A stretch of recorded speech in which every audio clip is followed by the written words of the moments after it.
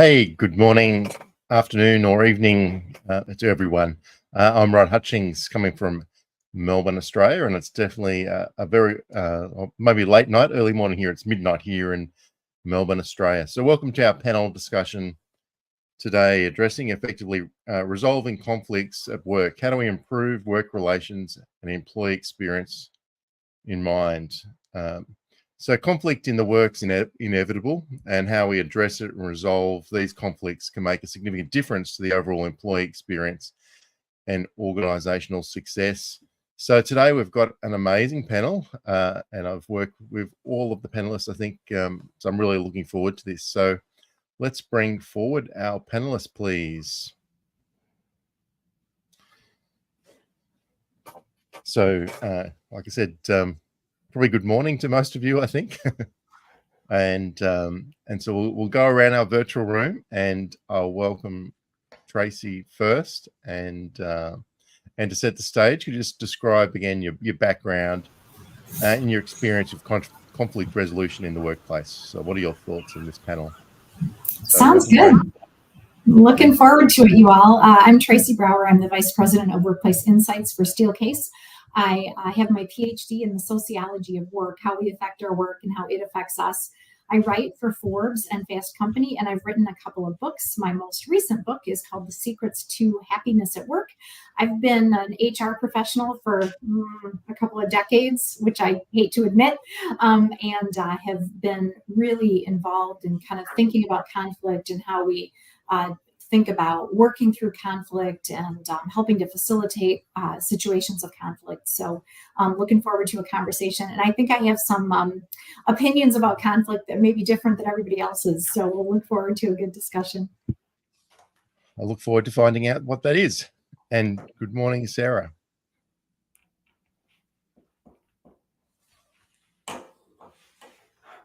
You're on, Sarah, introduce yourself. Can you hear us? Might be on mute, Sarah. Whoop, we've lost Sarah. So, morning, Rusty. Looks like I'm next. Good morning. Good evening for you. Hi, Rusty Gaylord. I'm an executive coach, which I've been doing for about 5 years, and an author, and I work with leaders and teams to increase their performance, their executive communication skills, and conflict resolution. My personal experience comes from 14 years working at Apple.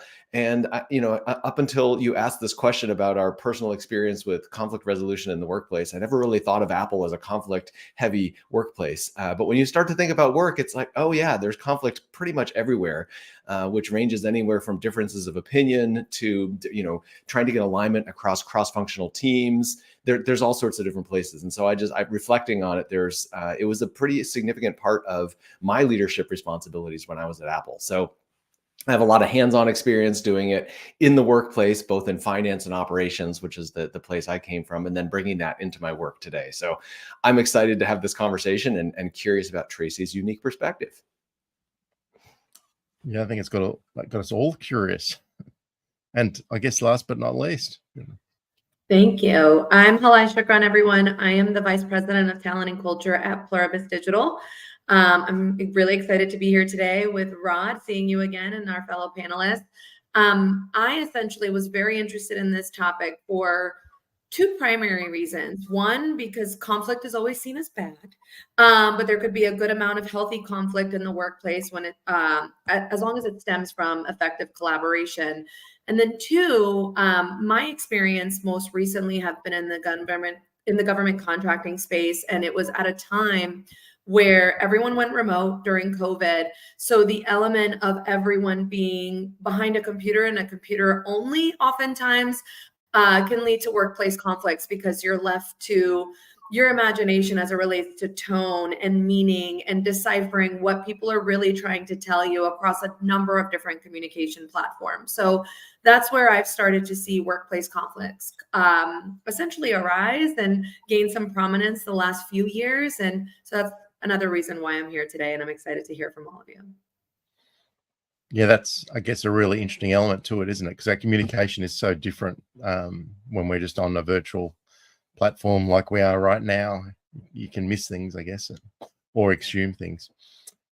All right, so excellent, excellent to have you here, and let's get right into it. So, and I'll come to Tracy first. And so, Tracy, in your opinion, why is it crucial to address conflicts in a manner that prioritizes the employee experience? So, building Yeah, on I that. mean, I think my probably unpopular opinion, maybe it's not unpopular, I don't know, is that conflict isn't all bad. There's that beautiful quote, a ship that isn't going anywhere doesn't make any waves, right? And so I feel like conflict can be really constructive. It's the way that we debate and dialogue and come up with different ideas and push each other and innovate. I think the key is how we handle conflict and whether it's handled constructively.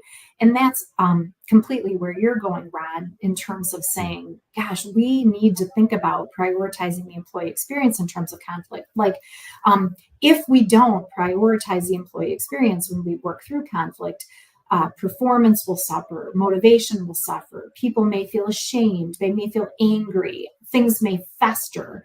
And so it's really, really critical that we think about the employee experience. Do people feel respected? Do they feel like their difference of opinion can come forward? Do we feel like we have skills in the organization where we can listen to each other and ask questions instead of just shutting down or becoming defensive? Do we have a workplace that can value constructive disagreement and healthy conflict and healthy dialogue, and then work through it if it's not healthy? Can we give people feedback and hold them accountable for their behavior? All of those, in my opinion, have everything to do with the employee experience. And, do we have places that we can pull away and have a private conversation? Do we have places where we can pull away and give people tough feedback? All of those, I think, are critical in terms of how we prioritize the employee experience and why it matters in terms of performance and well-being and self-esteem for people. That's a bit of a master answer there. I love it. I'll triple click on that. That was, and no thanks. Anyone want to add on to that as well, if it's possible? I just want to add on to share some statistics that I've seen, which I think are just phenomenal. This comes from the Center for Management and Organizational Effectiveness. They said that when faced with conflict, from their survey data, 89% of people let the conflict escalate. I mean, 9 out of 10, that's crazy. And 2/3 took measures to avoid the person they had conflict with. And a fully 12% quit because they didn't want to deal with the conflict. So, when you talk about employee experience and conflict, I mean, in some respects, it's not about how you handle conflict, because conflict is going to be inherent in the job. And I think, as Tracy was saying, that's not a bad thing. When you can have a constructive disagreement, you want people to bring their ideas to the table. You want them to disagree, because that's how you find the best path forward. But if you have an environment where almost 9 out of 10 people avoid the conflict and try not to deal with it and try to sweep it under the rug, of course that's going to lead to a bad experience. We all know what it's like to have conflict with someone. Now you're up 2/3 of them, or you're trying to avoid them when you see them in the hallway or the break room or something like that. That inherently is a bad employee experience. So to me, it's just this question of, it's almost less about how you deal with conflict, is whether you're dealing with conflict. And so the first piece is just get some skills so you can enter into the game. And that's already going to improve the employee experience. Oh, that's a great addition, Rusty. And I think that I think sometimes you can, like, picking up on what you're talking about, sometimes you can be in a group where everybody's yes people, but that's no good for you as an employee, or nor is it any good for the business. Like, you need to actually have that constructive way to deal with problems that you're trying to solve. And even if you're the leader, you need to get that input, even if your ideas are wrong. So it's something that you really want the organization to be able to, and the teams to be able to work with each other. Now, before we go on, I can see we have Sarah back, so I just thought we'll come back to Sarah and I'll let her introduce herself. And do you want to share some ideas you have on conflict as well? Thanks so much, Rod. I apologize for dropping out there. I think I was just having some connection difficulties. I'm Sarah Jasper. I've run as a founder of the Talent Lab now for about 4 years, And we focus on organizational design and development. And part of the organizational development piece that I do includes development of leadership programs. So at all 3 levels, individual contributor, new manager, up to executive leadership. And as part of that, I integrate a component around courageous conversations, which is intended to give people skills in conflict and managing through conflict effectively. And we also, I do team facilitation around team performance. So I get a lot of occasion to chat about conflict. And I think being able to manage through conflict skillfully is a critical thing. And I think, Rusty, you really touched on something important, because I think the modern state of the workplace is one in which we can be, especially if we're in hybrid, and especially if that hybrid has a great component of work from home, there is a lot more occasion for us to completely avoid conflict than there ever has been potentially in the past. We don't have the informal connections that we used to the same degree. And so I think especially if we don't effectively model conflict resolution and comfort with difficult conversations at the leadership level, and have toxic positivity in our culture, then I think we can create a really awful perfect storm for us in the workplace. So yeah, that would be my initial thoughts. Thanks so much. Thanks, Sarah. And I was going to actually come to you next, and you probably started answering this question already, I think. And I was just going to say, what is the current, in your, it sounds like you love experience in this area. What do you see the state of conflict in the workplace today? And are we seeing more or less of, or the same amount of conflict in the past? You mentioned already the hybrid situation. So what are your thoughts on that? I would say it's the same amount of conflict we've always had, because I think if you have more than 2 human beings in the same space, in the same community, trying to do work together, you're going to have conflict. I think it's just a natural part of human beings working together. And I think, so I wouldn't say that there's any more or less, but I do think that we have lesser skills in dealing with it. And I would say that, there's tons of studies out there about EQ and EQ levels sort of declining as we are having more asynchronous communication, less face-to-face potentially. So I would say the same amount of conflict before, and potentially less skill in dealing with it, and potentially less appetite in dealing with conflict. I think there is pressure for people to be positive, and I think that we have potentially led astray in our efforts to have positive cultures and positive employee experiences. Sometimes that has translated to one that is free of appropriate, healthy conflict or challenge. And so that would be my kind of initial thoughts to maybe set up the crew to weigh in. Yeah, I agree. I think we're seeing more conflict outside of the workplace. Like there's tons of data on how incredibly and increasingly polarized we all are. And that ends up having an effect on the workplace and how we work together. And I love your point, Sarah. I think we've got a fair amount of social jet lag, right? Like we've been distant and we're connecting virtually, but you have less opportunity to read body language and build relationships face to face. And it's easier to avoid, Rusty, to your point. But the other thing I think is fascinating here, I saw some data recently on civility.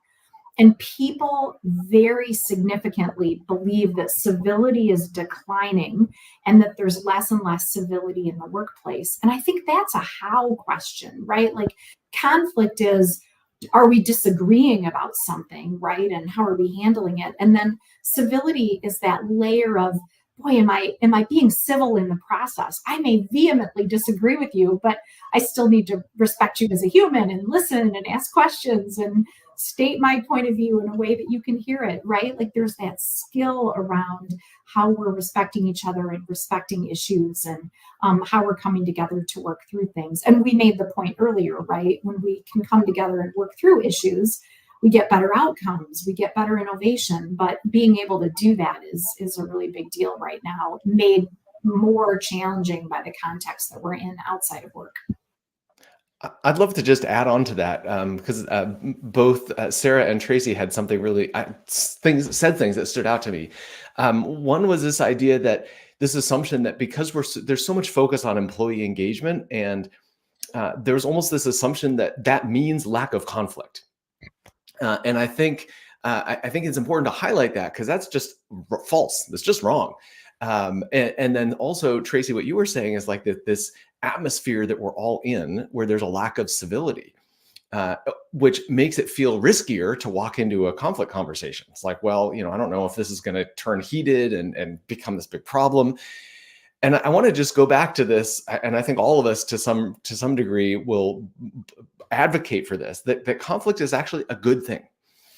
And it can be a means to an end. It can be actually help to improve teamwork. It can be a mechanism through which you demonstrate and practice civility and connection. It's a way to engage other employees, because if you're willing to talk about the difficult stuff, that builds some trust, as opposed to like, oh, everyone's just disappearing into their corner and no one's talking about it. So I just think that there's a lot of tools and tactics, and there's statistics, and we can tease this apart. But I think the big umbrella picture is this change in perspective to saying conflict is a bad thing, to shifting it to saying conflict actually supports the organization. It supports building of trust. It supports employee engagement. It supports building skills and demonstrating civility. And all of these things lead to employee engagement. So I think it's like thinking about it totally differently can be useful. And I think just to bring everything together, I think I agree with everyone. It's because it's unseen, it's perceived as like more of the same, but I do actually think there's probably underlying conflicts that are just not coming to the surface. But I think, Rusty, I just want to double click on one thing that you said, is that if there's intent, and that intent is shared on where healthy conflict is actually encouraged, that just creates some psychological safety for people to actually say, you know what, Rod said this, and I'm going to disagree for the following reasons. And so I think where oftentimes I think the workplace falters a little bit is that whether it's in principle or in values, that conflict and healthy collaboration and discussion is encouraged, that intent is not directly stated or bluntly stated in meetings or when things are sent out for feedback. So I think intention is key, and it allows people to understand you don't have to be at a certain level to take part or engage in healthy conflict, but that it's encouraged. Plenty of amazing points there, and I also think that if you think of a team, if you think of a sports team, like you need the team to be providing feedback to each other and pointing out, there's a gap here, or I'll take this action. That's what we need to happen in our workplaces as well. I'll just come to our little next question. So I think building on what was just said is that I think language can make a big difference, and sometimes my experience, I've seen the use of language like it's us and them sort of language which can create divisions and conflict. So I'm just wondering, how can leaders encourage more inclusive language that enables that collaboration to prevent sort of silos, like particularly in big organizations is where I've definitely seen it in my experience. I think I can jump in here. I was going to say that essentially, as leaders, you create that environment where people can bring conflict to the table or kind of share what's taking part in their world. But I think what the biggest area of opportunity is for leaders is you create a safe space, but then you always redirect conversation to focus in on behaviors and not specific people, personalities, and that sort of thing. I think one of the biggest eye-opening activities that I've done with teams in the past from a learning and development standpoint is always kind of think about your part in a situation. So oftentimes when you're frustrated, you're dealing with conflict, you're dealing with someone that you feel is targeting you in your work and what you bring to the table, it's easy to grow resentment and just kind of label it us versus them. But I think taking a step back as leaders and encouraging that employee, that team to kind of think about, what is it that I'm thinking about? Who am I resenting in this specific situation? Why am I resenting this individual? Where am I being selfish, self-seeking? Where do I have fear, right?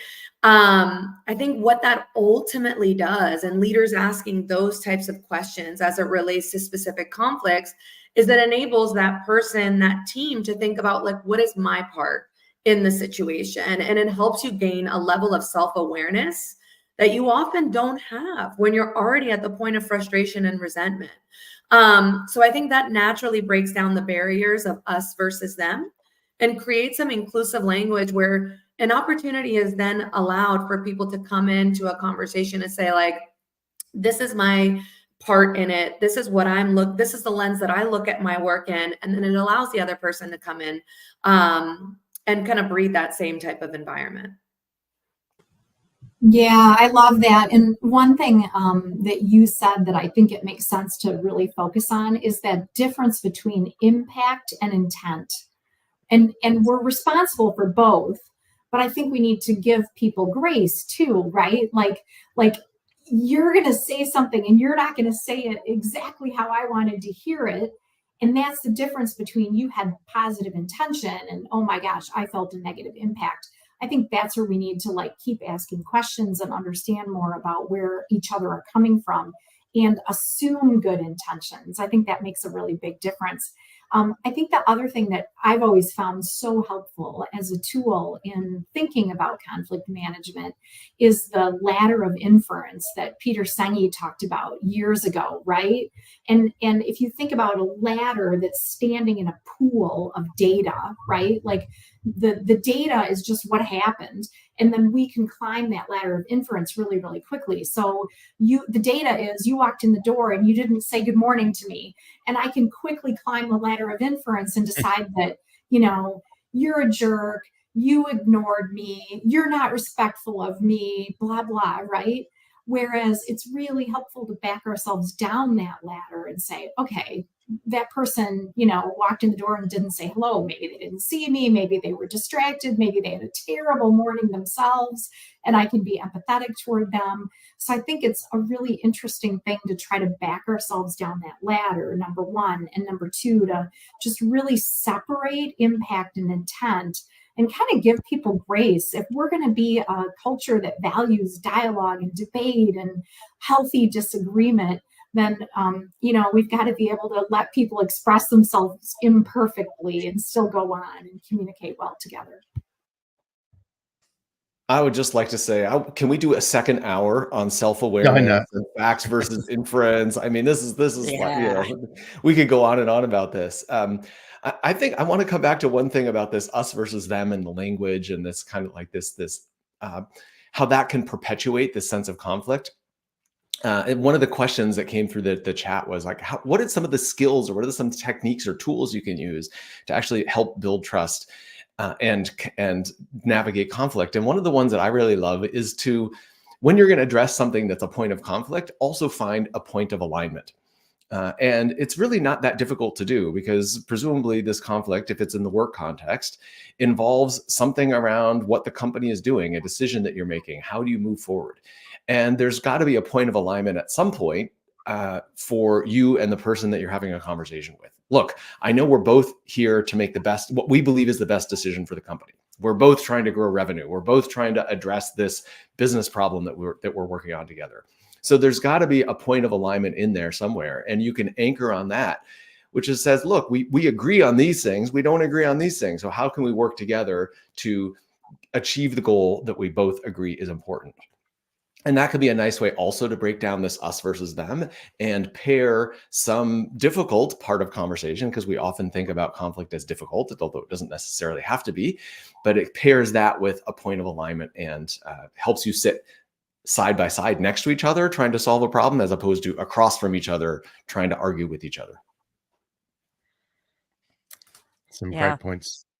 I think if we think about us and them language, it doesn't come from nowhere. And so I would say one thing that I would be really cautious of is I see a lot of leaders whose performance metrics, and even beyond just performance metrics, but the goals that they have at the leadership level are often functional goals. They're focused around their role as functional manager, and all leaders have to be functional managers. They can't just do leadership and not management. But if we reward our leaders on being functional managers and then they don't act like enterprise leaders, we cannot be surprised, because what we've told them how to win is by looking at your silo, looking at your vertical, and not to the horizontal relationships that they have within the organization. And I think that is inevitably going to trickle down to the team if the way that we tell them that they win, and we all are social creatures and we care about how to win together in community.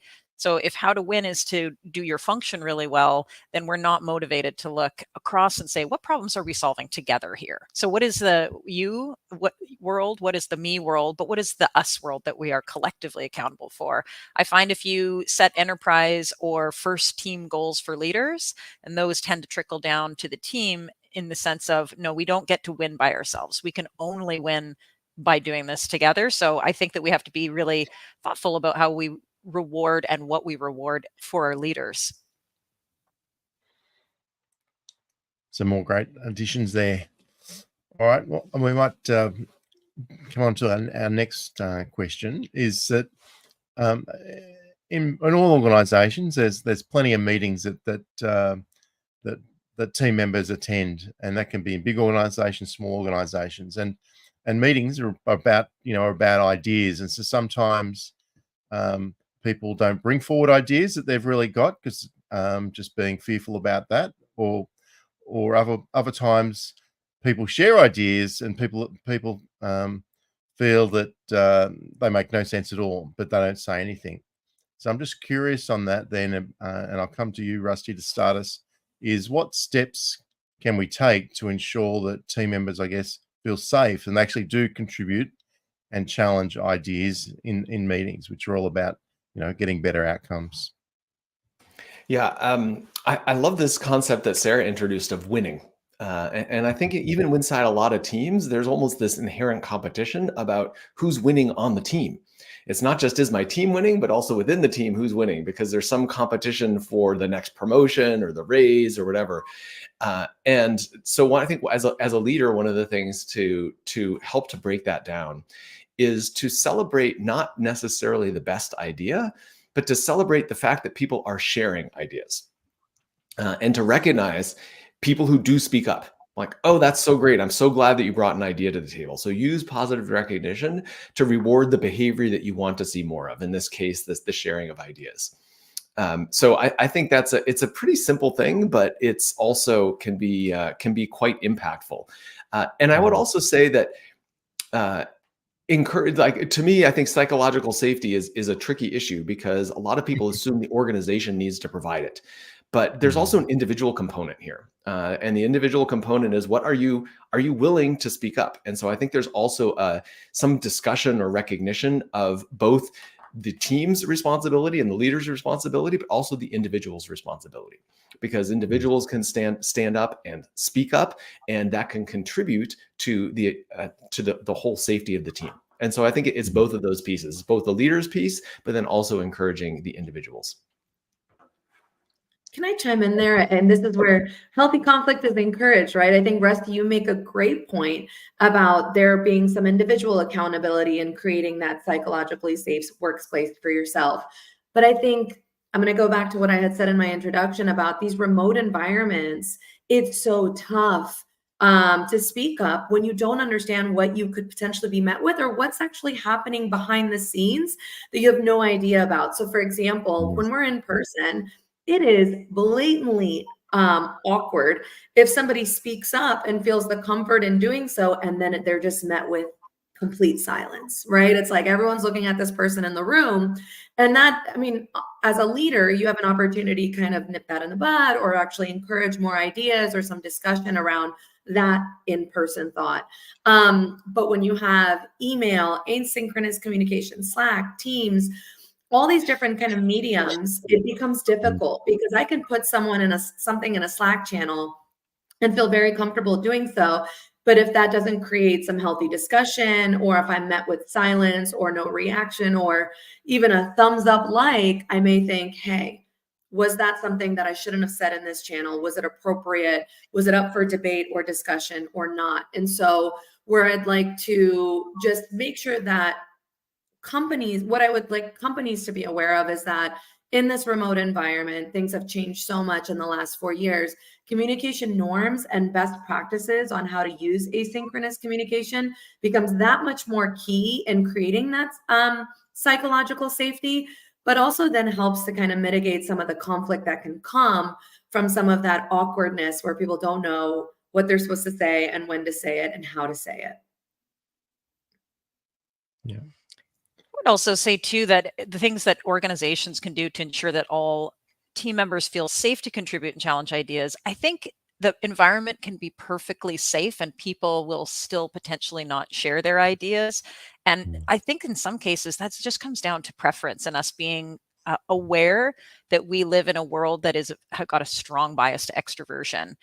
Open forum dialogue is not the best way to make sure all voices get heard. And yet I think we overuse it because we have this mental model that all we need to do is make it perfectly safe. And then everyone's going to chime in openly, including stupid ideas and hot topics.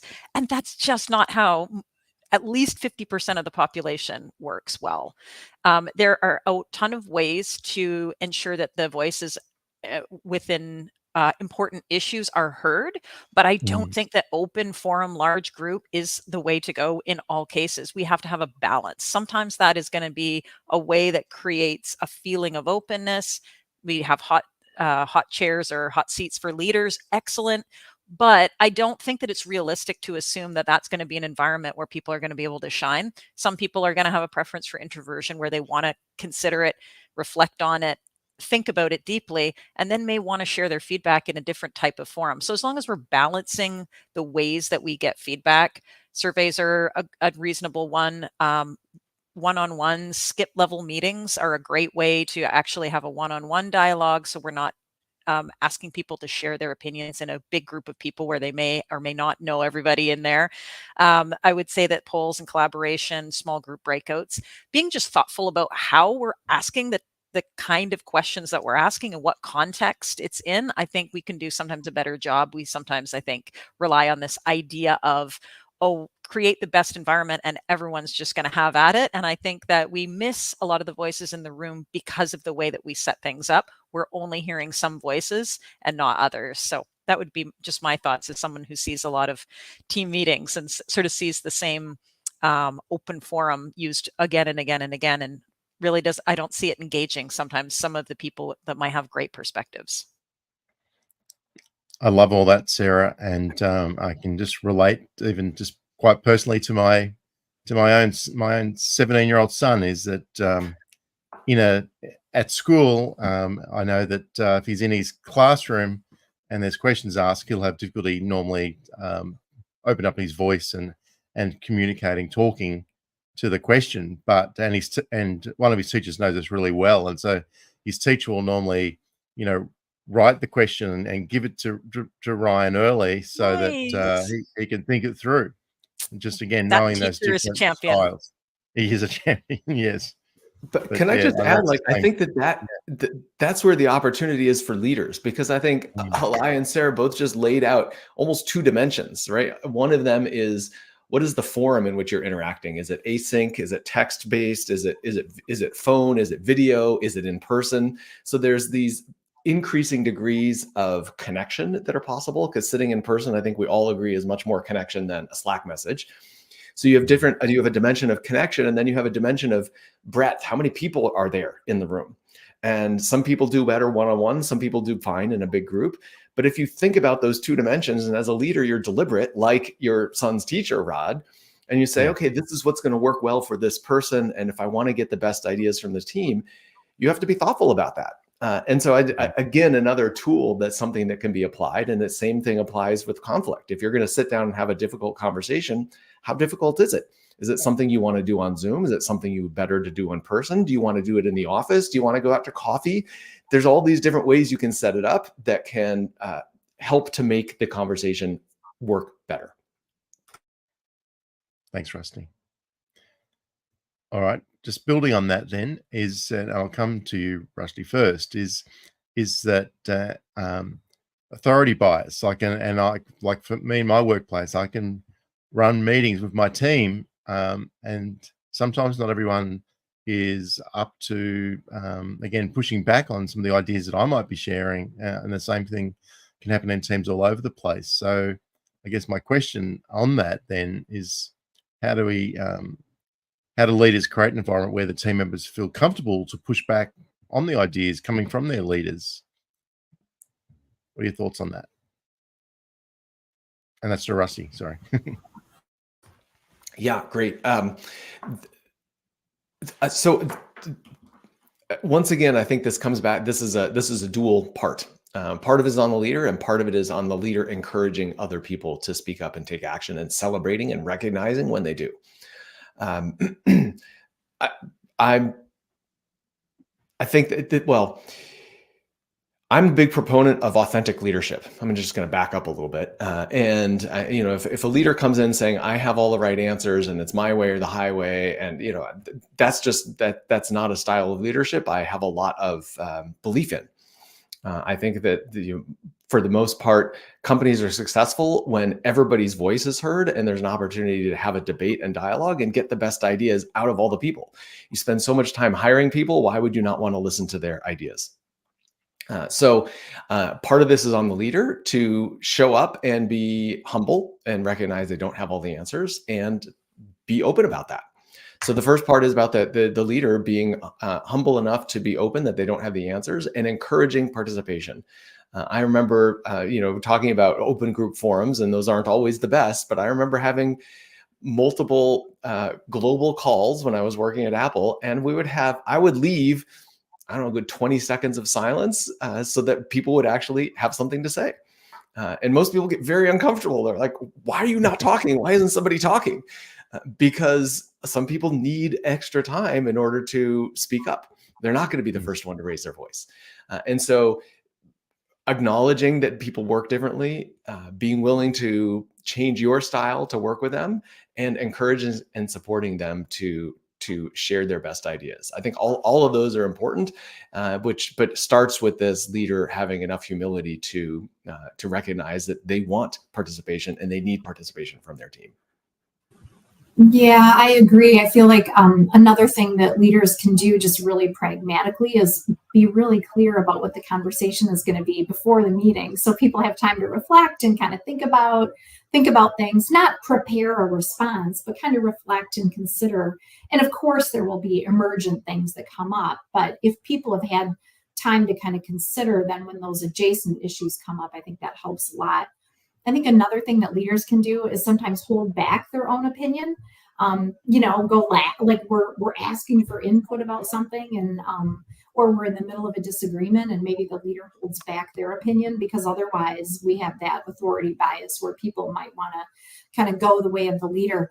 The other thing that I think is super powerful, it's so simple and it's super powerful, but our typical statement is to give our opinion and then say, does everybody agree? And we may legitimately be looking for disagreement, but does everybody agree tends to drive the conversation toward closure. And I just think it's so powerful when leaders say, does anybody disagree with that? Or does anybody see it differently? Or if somebody disagreed, how might they be thinking about it, right? Like, you don't even necessarily have to say, I disagree. But if you ask the question in that way, then people can hypothesize about disagreement. I just think that asking the question in the alternate way, making room for people, and then just really, really modeling, oh my gosh, we're going to listen when people give feedback. We're going to ask some more questions when we want to understand more about how they're seeing something differently. And that modeling of both professional confidence and professional humility. Like, I've got ideas, I've got points of view, but I know they're not the only ones, and I want to ask questions and demonstrate that humility. I think those are 3 ideas that are just super pragmatic for leaders to do. And I want to touch on something that Sarah said earlier about, how we reward individuals, right? When we think about performance-oriented goals and that sort of thing, recognition programs technically tend to kind of support things that are already happening, their initiatives that are already taking place in the workplace, and it's you are being recognized for accomplishing X. But where I think we falter, or where what kind of falls behind the scenes a little bit, is truly appreciating idea generation and things that may come up that we may not see come to fruition, but finding opportunities as a leader to say, you know, so-and-so in a meeting where we were encouraging collaboration and there was an open idea generating opportunity. We didn't see these things come to light, but I want to recognize and appreciate these individuals for bringing their ideas to the table. It actually helped foster a collaborative environment, helped to open some discussion where it ultimately led to X. And even if it didn't ultimately lead to something that's happening for the organization, just some of the soft skills and the opportunity for acknowledging that people went, their ideas were encouraged, and that we actually want to hear from people. I think oftentimes where leaders falter too is that when an idea misses the mark, we then go back to I told you so, or we're going to kind of bring this back in, or we're not going to do these idea generating sessions anymore. We're not going to create these environments because it didn't work. And oftentimes you just want to appreciate people for fostering that environment, not necessarily just for work output. I love that. I used to work with a leader, and he was really an interesting character, but he used to really, really be unhappy if people presented their dashboards and everything was green. Like, you know how a lot of times in corporate cultures, you're like, I got to show what I'm doing well, and I've got to demonstrate results, right? I got to have my green check marks, green squares, green circles. And he used to say, oh my gosh, I want to see some red sometimes. I want to know where you're struggling so we can work together as a team to figure it out. I want to see some yellow to know where you might need help. I want to know that we've set our goals and we've been honest with ourselves about where we need to improve. And having a mix of red, yellow, green tells me that we're being honest with ourselves. We're setting goals high enough. We're willing to come forward with something that isn't working because we have psychological safety and trust, and we know that we can work through disagreements and conflict. So, I mean, not that he wanted to see red all the time, right? But he wanted to see that honesty. So you're making me think of that. That's so fantastic. And also, at the end of the meeting, when if people do a roundtable to close, or if you do the what went great today, even just a little switch from, sort of what was the best idea to who asked the best question, because I think we discourage participants in groups from asking questions. We expect them to come with their bright, shiny answers. And then the leader sits and asks all the questions and everybody tries to give their best answer. But if you reward inquiry and you reward people for, I don't know, maybe it's my Canadianness, but in Canada, you get a point for an assist and a goal, right? So I just always say, like, you get points for assists too. And in fact, if there is a way at the end of the meeting to say who asked the best question today, that started the dialogue in an interesting and new direction, all of a sudden the behavior in meetings changes like wildfire to people trying to thoughtfully come up with the best questions. And that's also a great way to get some voices into the room that you might not necessarily hear, because those of us with a preference for extroversion might come with good questions to get other people engaged in the dialogue. So I saw everybody kind of light up at this point in the dialogue, because I think, we're all excited at the idea of how do we kind of interrupt that natural bias to authority and start seeing some different things. So. Yeah. And I would just say, Sarah, I was also cracking up because what you described sounds like a classroom. Right? It's like the boss is the teacher, everyone else is there, Totally. The teacher's asking the question, everyone's trying to get the right answer. It's that you are trying to break down, and that's just such a brilliant way of like getting them to ask the questions. And listening to this dialogue, I just want to throw out one other idea, which is I had a great conversation with a client recently who was having this self-realization, back to this self-awareness point, that he always wanted to add to someone else's idea. And he realized, what if I just keep my mouth shut? Because the incremental value that I'm adding is pretty small in many of these times, but it's taking away from that person's ownership, from their from their creativity, right? It's like, well, your idea is fine, but I'm going to improve it. It's kind of the message that comes through when you add your opinion. So I think for a leader, one of the most powerful things they can do is just to keep their mouth shut and say, that's great, go run with it. And it's just empowering the team, celebrating them, letting them go off and execute. So I love this whole conversation. I've been taking notes here furiously. Lots of good stuff. And the benefits of failing. Like that is part of conflict. So go out, run with it, do it, and just allow leaders allowing that space for something that may or may not work out, right? And explaining what is the value add in failure and what can we take and learn from it. Boy, I love. There's been a lot of love of what you've just shared, and one of the things that come to my mind is that I saw a video recently of Roger Federer talking at a graduation speech, and I'm not sure if anyone's seen that as well. But one thing he's speaking about is about being perfectionists and how that can be quite challenging. And he spoke about how with playing tennis, he won. I think it was over 80% of the games that he won, but he actually only won. In winning those games, he actually only won 54% of the points. So the point being that you just, he made mistakes. You've got to be able to move past mistakes and just still be present and still keep going. All right. And I love, Sarah, as well, the point about assisting. So my background as well is I'm a volleyball coach, and the role in volleyball is that, you need the assisting, the passing, the setting that gets you to a point to be able to take the shot. And so assisting is just so critical, in playing volleyball. So that really come to mind for me.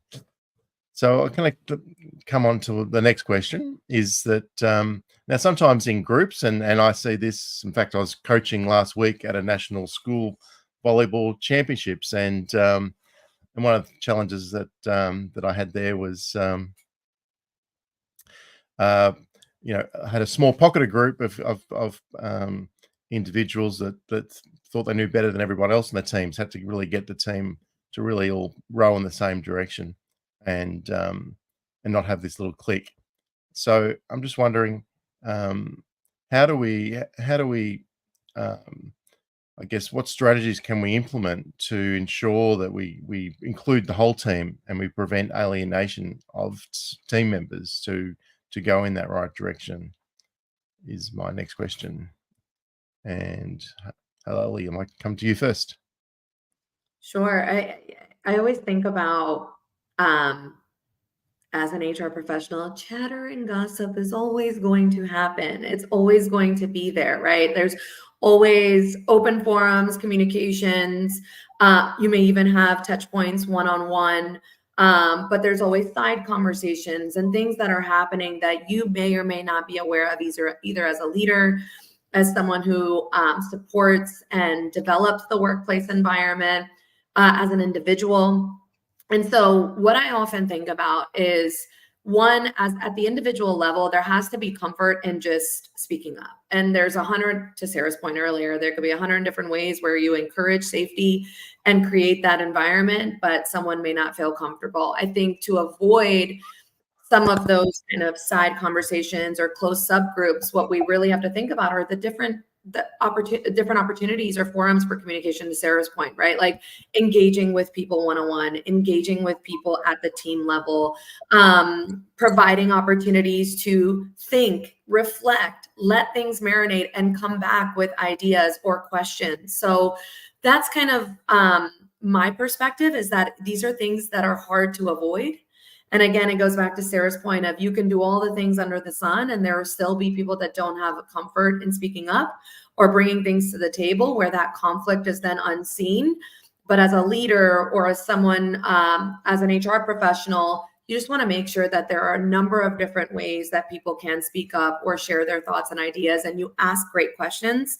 I always say curiosity is the most undervalued competency in the workplace environment. So if you just ask questions and try to get to the root cause of it, then maybe some of those things where people feel alienated or in silos or having some of those side conversations, they may or may not come up, but at least you're creating the forum for that to be brought in to the larger group. So you want to add? Yeah, I think for me, I love that. Curiosity is such a powerful approach, but I would say if there's subgroups and subcultures forming, it's because they're getting something there that they're not getting elsewhere. So I would just be really curious about what that is, because it's an opportunity potentially to harness some leadership, because somebody's doing something right. If you've got a group that's well connected and bonded and feel kinship and feel belonging, what's going on over there? Somebody is creating something good. If it's not in direct conflict with what you're trying to accomplish as a broader culture, sometimes subcultures are just fine. If the impact of that subculture isn't harming, but it is creating a feeling of belonging that can create belonging to you, fabulous. If it's something that is going against or it's creating some negative impacts, then I think that my curiosity would just lead me to ask, what are you getting here that you're not getting over in this idea? Because people tend to act rationally when you consider their perspective. So I would want to get in there and find out who's doing something quite well and what is it, and can we maybe, if that individual says is going against, sort of, maybe we're putting in an ERP or who knows what the change is that's going on, and this group feels opposed to it for some reason, how do we harness that and use it as an opportunity to invite that differing perspective into the conversation? There could potentially be some real gold in there that we're not seeing as leaders, because we're like, benefits, benefits, benefits.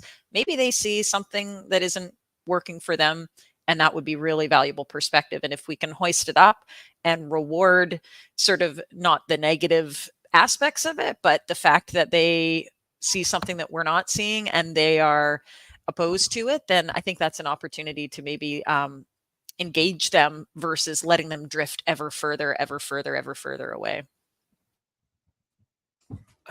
I'm just noticing in the responses to this question, I think there's an inherent bias when we talk about communication, for example. Way more people think about communication as telling rather than listening, and this emphasizing this idea of curiosity, I think is so brilliant, because even when we think about conflict in the example Sarah gave, right? Oh, there's this group that's resisting. We got to fix that problem. It's something we have to go out and we have to push through this to resolve it, as opposed to turning the other way around and getting curious and listening and saying, how do we pull them into this conversation? What do they know that we don't know? What are they seeing that we're not seeing? And it's a very different way of thinking about communication. It's thinking about resolving conflict. It's thinking about us versus them, because it's comes from a place of curiosity and listening and pulling the other person into the conversation and inviting them to become a part of what's going on. I think many of us don't think that way. Back to, Sarah talked about this word win, and it keeps coming up for me because so many of us want to win at work. We want our team to win at work. We want our company to win. And when we think about winning, it's all about offense. And again, that's this telling, this pushing, this forward movement. And oftentimes when it comes to resolving conflict and creating a safe environment and inviting others, it's not a push energy, it's a pull energy. It's a curiosity and an invitation. And so I think that can be a useful a high level approach to think about, how am I coming into work today? How am I coming into this meeting? How am I addressing this conflict? How am I working with this other person? Am I bringing more of this push energy or more of a pull energy? Yeah, I think the other thing is that we have such a social norm and assumption toward competition, right? Like we want to get people competing and put them in little competitions so that we can drive great performance. Like which team is going to be better, which member is going to be better, what's the best of this or the best of that. And I think one of the things we know sociologically is that a common enemy is a really good thing for an organization. So if we can think less about competing against each other or winning at the expense of a team member, I'm going to win, therefore you have to lose, zero sum.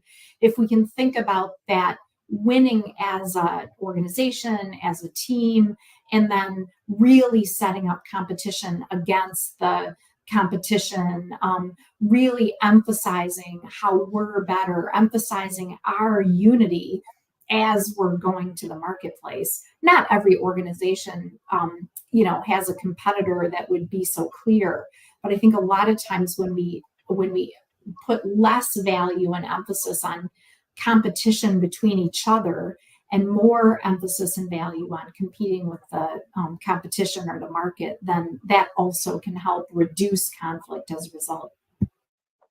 One thing that, again, it has to be done right, but I think an under-tapped resource for companies is effective and well-run employee resource groups, right? When you think about employee resource groups or ERGs, they're an opt-in. So somebody is opting in to take part in a specific group for a certain reason.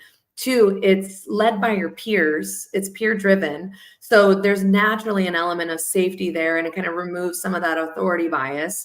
And so tapping into your ERGs and people that run those ERGs for fostering some of that feedback, back to Rusty's point, like pulling in some of that information. And thinking about where people feel supported, where there is natural conflict, where an employee, a workplace can help support some of that conflict or create initiatives to eliminate bias or foster some effective collaboration. I think oftentimes we forget about ERGs, or they're not run really well, or we're not really thinking about the true value in creating inclusive environments when they're done well. So just wanted to kind of throw that in there. Yeah, thanks. All right, we're down to 5 minutes remaining. It's been an amazing conversation, and it's gone very quickly. So I'm just curious then. So from the conversation we've had, I guess what's one key takeaway or piece of advice you'd like to give the people listening, for organisations, for HR leaders, which are likely a lot of our audience, that you'd like to share? So we'll just go around our virtual room and give that a go. I would say embrace conflict for the value that it can bring, and build skills in dealing with conflict constructively, listening, asking questions, bringing humility to the conversation. All of those would be some of my takeaways from our conversation. Thanks. Yeah, you just kind of took everything I wanted to say, Tracy. but I would say the piece that I might just elaborate on a little bit is, more than embrace conflict, is to see it as an opportunity.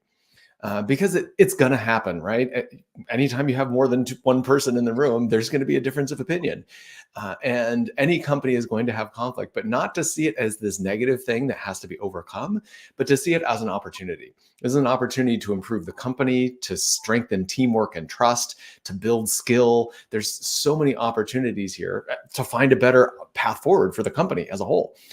So starting to shift the perception around it, because I think what happens is, when we resist conflict and we're nervous about it, we freeze and we get tight and we try to do it right. And it's like everything becomes unnatural. And so just finding a way to encourage the team, and yes, give them skills, but also just come at it from a different place. Look, this is an opportunity to grow as a team and as a person, and coming in with that energy can really help.